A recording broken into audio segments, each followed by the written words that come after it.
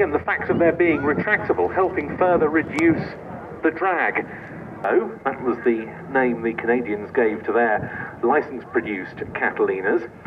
Recalls another facet of this aircraft's operational service, but during and after World War II, which was in the air-sea rescue role.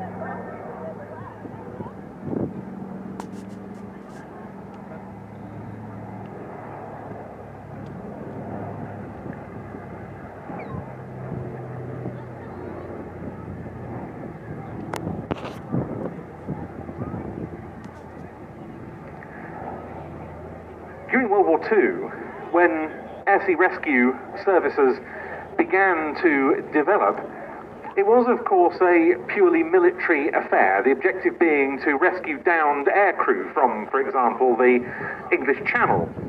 And so it was that the RAF began employing aircraft like, in particular, the Supermarine Walrus in that role, assisted by the likes of Western Lysanders and even Spitfires and other frontline types, dropping rescue equipment to downed aircrew. Very late in World War II, the US Army Air Forces finally managed to get their hands on a few Catalinas, production up to that point having been largely reserved, as far as the American forces were concerned, for the US Navy and Marine Corps.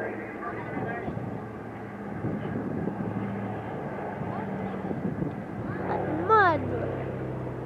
Legit.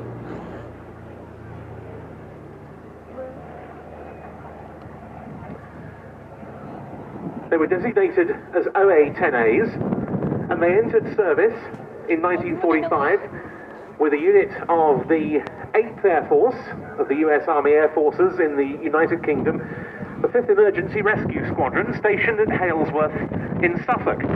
And they undertook some very notable rescues. Not least, the one commemorated by this aircraft, which carries the name, appropriately enough, Miss Pickup, and it salutes a Canadian Vickers-built OA-10A that on the 30th of March 1945 landed on the water while it was engaged in a rescue sortie. I seem to remember it was to pick up the pilot of a P-47 Thunderbolt who'd gone into the drink.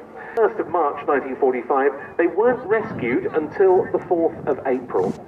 So it was that in 2005, when this aircraft was put into military markings, the decision was taken to commemorate the loss of that particular OA-10A Catalina. And those early air-sea rescue efforts, rescuing down military aircrew during wartime, the forerunners to the much broader air-sea rescue, as it used to be known now search and rescue service, of which we commemorate 70 years in RAF service here at Costford today. The Catalina from plain sailing into land, captained today by Angelo Cunningham, an Irishman with a very broad aviation experience. He spent many years in the commercial aviation world. He's a highly experienced instructor. He's displayed his own Scottish Aviation Bulldog in the past. He's been an airshow organiser, I seem to recall, in the Republic of Ireland, and now he's one of plain sailing's shareholder pilots. But now it's on to our next display item, I believe.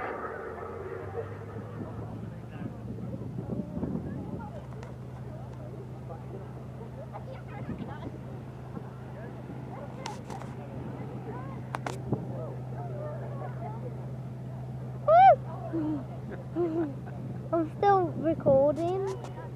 My hands are falling off. I'm going to record the whole thing as much as I can. To speed into height to perform his first manoeuvre, quarter clover.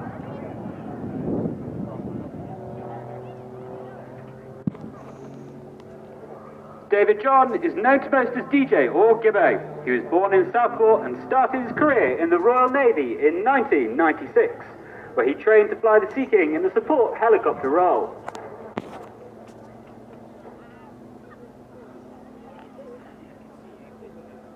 DJ dived down before he redeemed his airspeed to achieve 1,300 feet to the top of a quarter clover. Operationally, DJ has flown the Sea King in a variety of areas, including Sierra Leone and the Persian Gulf. He's also spent 3 years flying search and rescue missions off the Cornish coast. DJ now rolls 90 degrees whilst pointing straight up before completing a stall turn at almost zero airspeed.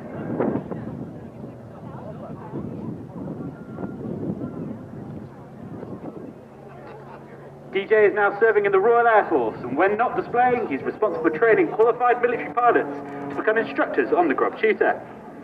During his varied career, DJ has amassed over 6,000 flying hours on 50 different aircraft types. In his spare time, DJ flies vintage aeroplanes, races powerboats, and drives classic cars. He is also a pension for Michelin-starred restaurant. The tutor is used to tune joint junior RAF pilots, University Air Squadron students and air cadets being flown on air experience flights around the UK. Displaying the tutor requires the pilot to be meticulous with his energy management. DJ now uses a wing over to regain as much energy as possible for his next manoeuvre.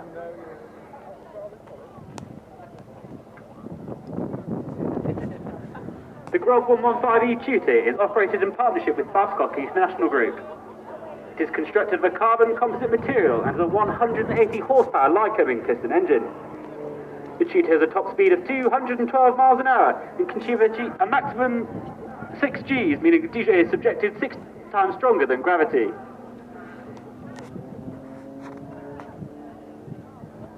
DJ now pulls up into the vertical for another stall turn. Alongside Babcock, the tutor team is also supported by the Royal Air Force Benevolent Fund. The fund is there to support Royal Air Force personnel